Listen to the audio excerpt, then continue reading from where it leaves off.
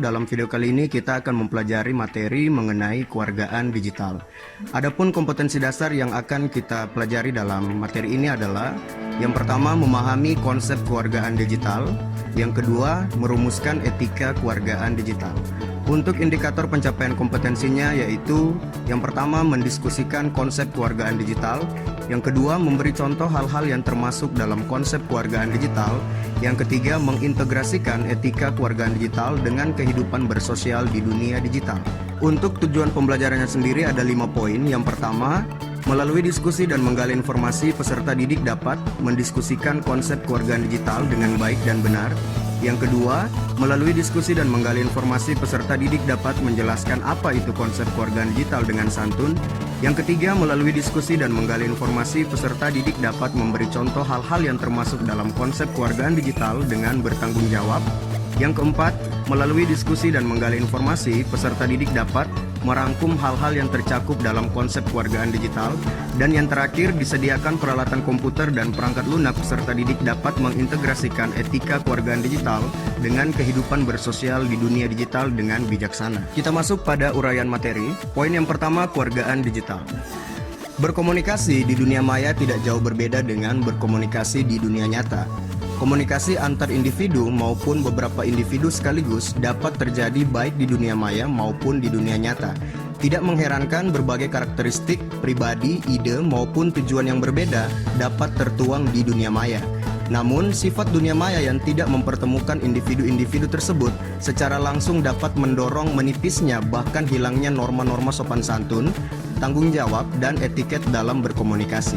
Apakah Anda menggunakan internet untuk berbagai pakai atau sharing informasi tentang diri Anda dan rekan yang lain, berkomunikasi dengan kawan-kawan, mengomentari hal-hal yang Anda lihat secara online, bermain games, mengunduh bahkan untuk mengerjakan tugas, atau membeli barang secara online?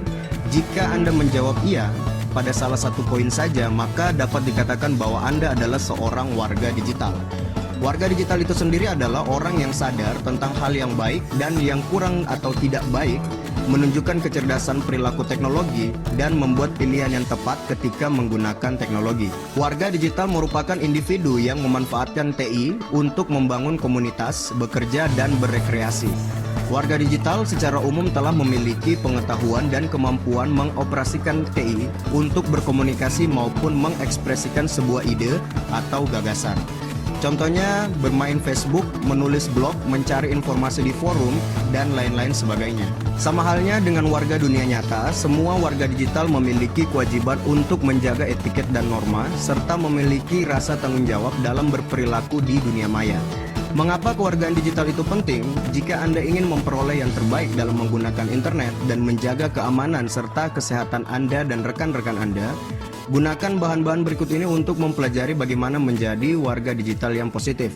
Kewargaan digital dapat didefinisikan sebagai norma perilaku yang tepat dan bertanggung jawab terkait dengan penggunaan teknologi. Rentang usia warga digital mulai bergeser seiring dengan semakin mudahnya akses teknologi, tampilan dan fitur yang semakin memanjakan pengguna, membuat anak-anak di usia belia telah dapat memanfaatkan teknologi tersebut untuk berkomunikasi, mencari, dan bertukar informasi di dunia maya. Usia yang masih belia semakin membuka kemungkinan adanya pelanggaran norma-norma maupun penyebaran informasi penting yang dapat disalahgunakan oleh pihak-pihak yang tidak bertanggung jawab. Kewargaan digital adalah sebuah konsep yang dapat digunakan untuk memberikan pengetahuan mengenai penggunaan teknologi dunia maya dengan baik dan benar. Penggunaan teknologi dunia maya dengan baik dan benar memiliki banyak implikasi.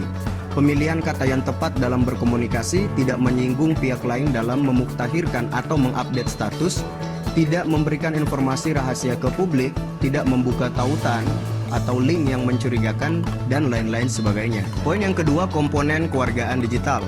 Kewargaan digital dapat dibagi menjadi 9 komponen yang dikategorikan menjadi 3 kategori berdasarkan pemanfaatannya. Poin yang pertama, lingkungan belajar dan akademis. TI telah menjadi bagian dari lingkungan belajar dan akademis, baik bagi pengajar maupun bagi Anda yang secara aktif memanfaatkan TI dalam mencari informasi, data maupun literatur yang digunakan untuk keperluan akademis.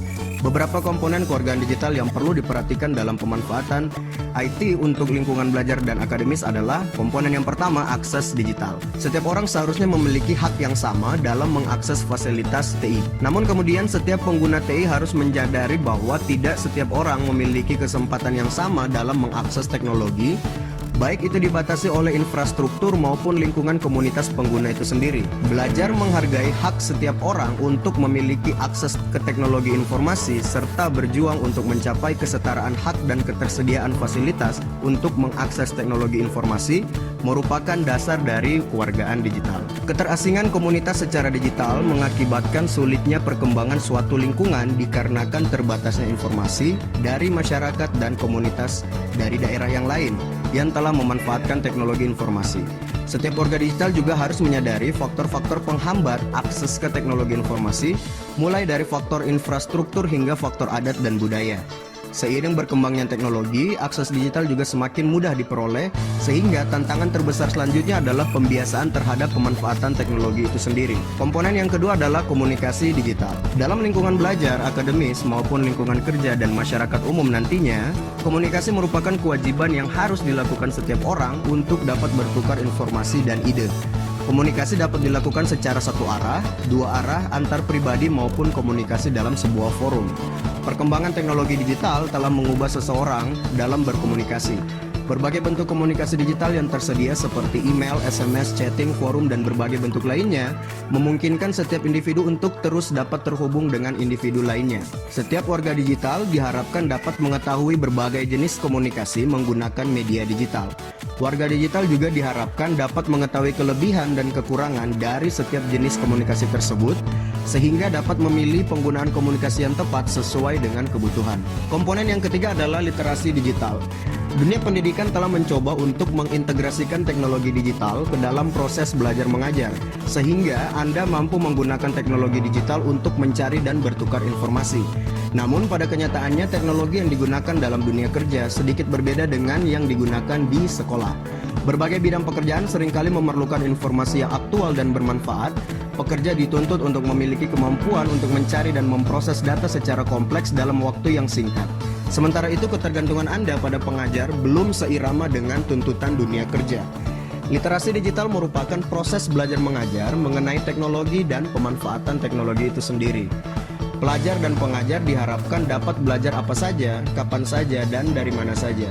Saat teknologi baru muncul, maka para pelajar dan pengajar diharapkan dapat beradaptasi secara cepat dan tidak terpaku pada satu jenis teknologi. Kategori yang kedua adalah lingkungan sekolah dan tingkah laku. Dengan komponen yang keempat adalah hak digital. Sama halnya dengan perlindungan hak asasi di dunia nyata, para warga digital juga memiliki perlindungan hak di dunia digital. Setiap warga digital memiliki hak atas privasi, kebebasan berbicara, dan lain-lain sebagainya. Hak tersebut haruslah dipahami oleh setiap warga digital. Dengan adanya hak tersebut, maka setiap warga digital juga memiliki kewajiban yang harus dipenuhi.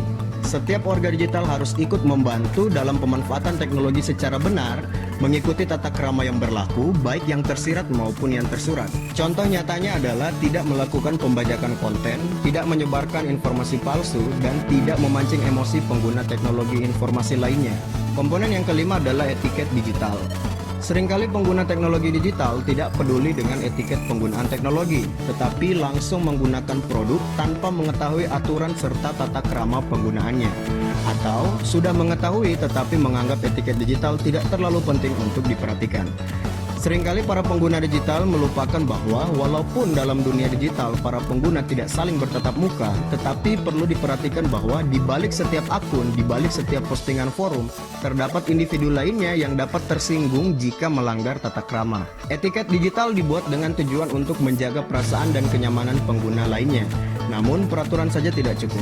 Seringkali para pengguna tidak mengetahui aturan tersebut ataupun malas membaca peraturan. Kita juga harus mengajarkan setiap pengguna teknologi digital untuk bertanggung jawab dalam pemanfaatan teknologi itu sendiri. Komponen yang keenam, keamanan digital. Dalam setiap komunitas terdapat individu yang mencuri karya, merusak ataupun mengganggu individu lainnya. Meskipun tidak boleh berburuk sangka, kita tidak dapat mempercayai seseorang begitu saja, karena hal tersebut akan beresiko terhadap keamanan kita. Hal ini juga berlaku dalam dunia digital. Dalam dunia nyata kita membangun pagar, mengunci pintu, menambahkan alarm dalam rumah kita dengan alasan keamanan. Hal yang sama juga perlu diterapkan dalam dunia digital, seperti menginstal antivirus, firewall, membackup data, dan menjaga data sensitif seperti username dan password. Sebagai warga digital, kita harus berhati-hati dan menjaga informasi dari pihak yang tidak bertanggung jawab. Kategori yang ketiga adalah kehidupan Anda di luar lingkungan sekolah. Dengan komponen yang ketujuh, hukum digital. Hukum digital mengatur etiket penggunaan teknologi dalam masyarakat. Warga digital perlu menyadari bahwa mencuri ataupun merusak pekerjaan, data diri, maupun properti online orang lain merupakan perbuatan yang melanggar hukum. Contoh perbuatan yang melanggar hukum antara lain meretas informasi atau website, mengunduh musik ilegal, plagiarisme, membuat virus, mengirimkan spam, ataupun mencuri identitas orang lain. Hukum cyber atau cyber law di Indonesia sendiri dapat dikategorikan menjadi 5 aspek besar. Yang pertama aspek hak cipta, yang kedua aspek merek dagang, yang ketiga aspek fitnah dan pencemaran nama baik, yang keempat aspek privasi, yang kelima aspek yuridiksi dalam ruang cyber. Komponen yang 8, transaksi digital. Warga digital perlu menyadari bahwa sebagian besar dari proses jual beli telah dilaksanakan secara online. Berbagai situs jual beli lokal dapat dengan mudah diakses oleh penjual dan pembeli, seperti Bukalapak, Kaskus, Tokopedia, Shopee, dan lain-lain sebagainya.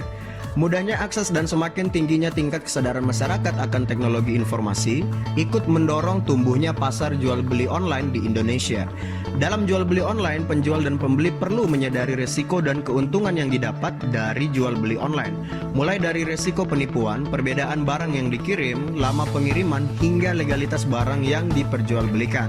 Warga digital perlu mengetahui bagaimana menjadi pembeli maupun penjual online yang baik. Komponen yang ke-9, kesehatan digital. Di balik manfaat teknologi digital terdapat beberapa ancaman kesehatan yang perlu diperhatikan, seperti kesehatan mata, telinga, tangan, bahkan keseluruhan badan. Tidak hanya kesehatan fisik, kesehatan mental juga dapat terancam jika pengguna tidak mengatur penggunaan teknologi digital. Untuk mencegahnya, pengguna perlu menyadari bahaya-bahaya yang dapat ditimbulkan oleh teknologi digital itu sendiri. Pembahasan yang selanjutnya adalah akronim THING. Setelah memahami 9 komponen di atas, Anda telah menyadari pentingnya kewargaan digital. Untuk menyederhanakan dan agar mudah mengingat ke-9 komponen di atas, sebagai jembatan Anda dapat menggunakan akronim pengingat THING sebelum Anda berkomunikasi di dunia digital, baik itu email, Facebook, forum, dan lain-lain sebagainya. THING merupakan akronim dari yang pertama, is it true atau benarkah? Yang artinya benarkah postingan Anda atau hanya isu yang tidak jelas sumbernya. Yang kedua, is it hurtful atau menyakitkankah? Yang artinya apakah postingan Anda akan menyakiti perasaan orang lain. Yang ketiga, is it illegal atau ilegal kan? Yang artinya apakah postingan Anda atau yang Anda kerjakan di dunia internet adalah sebuah hal yang ilegal. Yang keempat, is it necessary atau pentingkah? Yang artinya apakah postingan Anda itu adalah postingan yang penting atau postingan yang tidak penting yang cenderung akan mengganggu orang lain. Yang kelima, is it kind atau santunkah? Santunkah setiap postingan Anda? Apakah tidak menggunakan kata-kata yang dapat menyinggung orang lain? Dan lain-lain sebagainya. Dengan menggunakan akronim THING ini, maka Anda akan lebih waspada atau lebih berhati-hati dalam melakukan aktivitas di dunia digital. Itulah pembahasan mengenai konsep kewargaan digital, dan sampai di sini dulu video kali ini. Sampai jumpa pada video-video berikutnya.